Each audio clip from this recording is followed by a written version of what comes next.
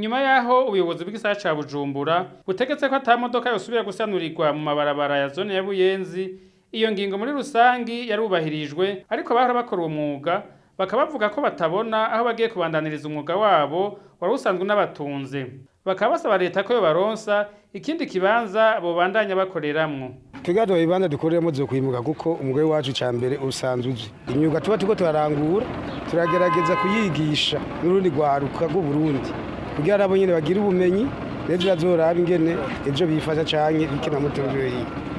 Rero nkuko twege tubisaba nka leta mvyeyi ikunda abanyagihugu kandi leta natwe twebwe nitwanka imigambi y'igihugu kuja imbere canke iterambere ry'igihugu turashika iterambere ry'igihugu, ariko natwe nkuko tuvuze ati leta n'imvyeyi leta nkozi ikintu ego cabaye twacakire uko cakozwe n'indongozi canke cavuye hejuru mu butegetsi bw'igihugu.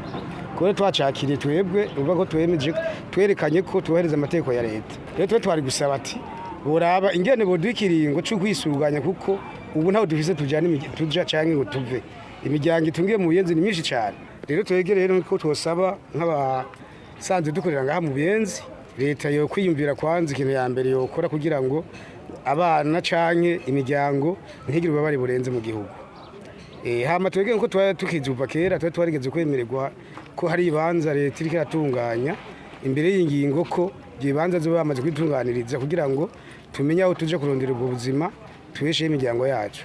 Twege ico rero nka leta mvyeyi kwa cyambere yoraba ikadutezurira ingingo yaje gihutihuti musanze ingingo yaje gihutihuti boduha kwanza kanya ko kwisuganya kugira ngo turabe ingene ubuzima bwacu bamisotse bubandanye. Abasanzwe bakora umwuga wo kudandaza ivyuma canke ibifungurwa aba basanura imiduga bari basanzwe bifashisha nabo nyene basaba ko hagira igikorwa kugira ngo ntibatakaza abakiriya babo ari bari basanzwe babatunze. Abadandaza ivyuma turahanzwe n'ingingo kuko abamekanisiye batariko barakora natwe ntidukora. Jewe ndi umudandazi wa restaurant ariko mfite ububabare bwinshi kubona yuko abakiriya bahora banshorera bose barabirukanye mu ibarabara.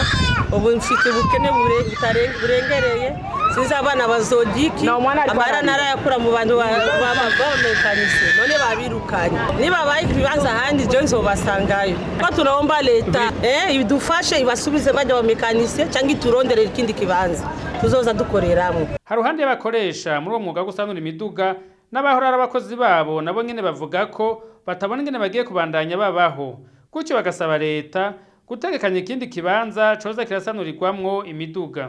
Kora ubumekanisye uherejo kabisa ibintu kabisa twabonye mu gatondo batubwira yuko imodokari zose twozikura imvo bavuga yuko ari kubera ubucafu ari bwinshi mu isite, ariko natwe nta hantu dufise dushobora kuba twoja gukorera.